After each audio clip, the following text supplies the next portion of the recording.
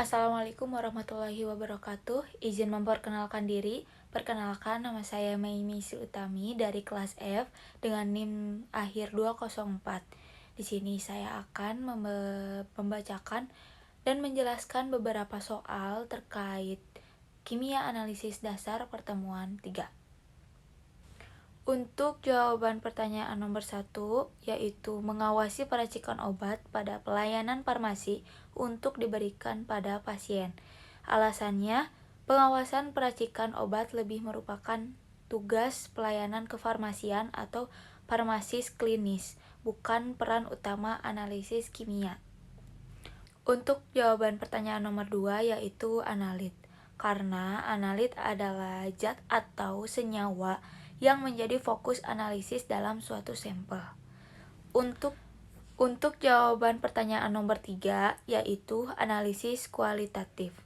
Karena analisis kualitatif digunakan untuk mengetahui jenis atau zat apa yang terkandung dalam sampel atau identitas. Jawaban pertanyaan nomor 4, yaitu analisis klasik. Karena analisis klasik melibatkan reaksi kimia yang jelas, seperti titrasi dan gravimetri, dengan stoikiometri yang pasti. Untuk jawaban pertanyaan nomor 5 adalah uji logam pada bahan baku KCl.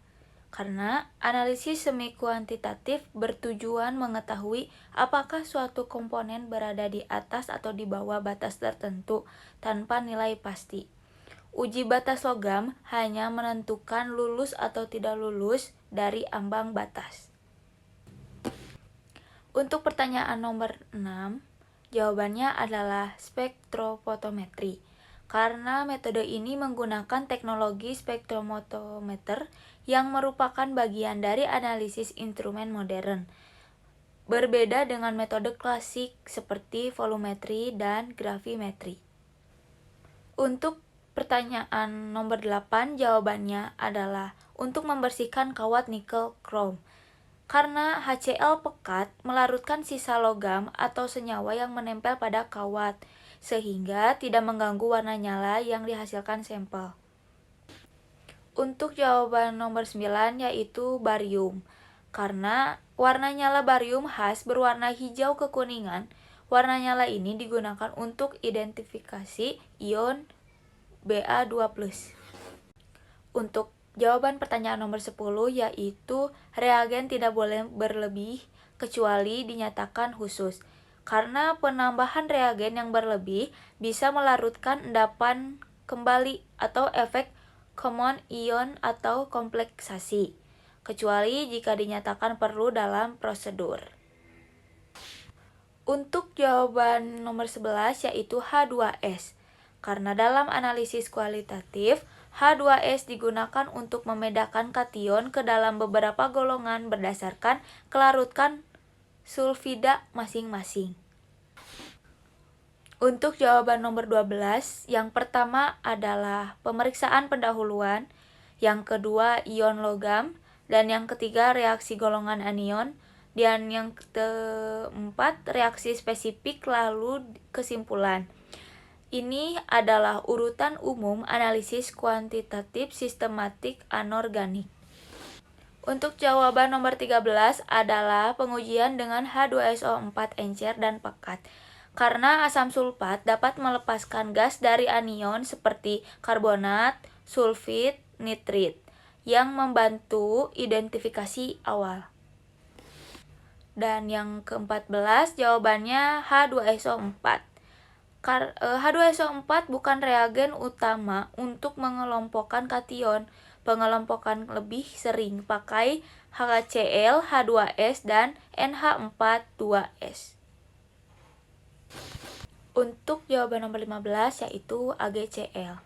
Karena AgCl membentuk endapan putih yang tidak larut dalam air dan termasuk dalam golongan 1 kation. Untuk jawaban nomor 16, yaitu CuS dengan endapan berwarna hitam. Karena Cu2+ ditambah H2S menghasilkan CuS atau dengan endapan hitam khas untuk ion Cu2+ dalam analisis kualitatif. kation golongan 2. Jawaban nomor 17 yaitu timah. Karena SN2+ termasuk dalam golongan 2A dalam sistem analisis kualitatif. Karena membentuk endapan dengan H2S dalam kondisi basa encer. Untuk jawaban nomor 18 yaitu NH4Cl ditambah NH4OH dan ditambah H2S. Karena reagen ini digunakan dalam analisis sistematik untuk mengendapkan kation golongan 3 sebagai sulfida dalam suasana basah. Dan untuk jawaban nomor 19 yaitu Al2S3 dengan endapan berwarna putih. Al3+ ditambah S2- menjadi Al2S3 yang merupakan endapan putih khas dari aluminium sulfida. Dan untuk jawaban yang terakhir yaitu Ki atau kalium iodida. Ki menghasilkan PbL2 dengan endapan kuning dan Hgl dengan endapan hijau. Ini adalah cara klasik membedakan keduanya. Terima kasih. Wassalamualaikum warahmatullahi wabarakatuh.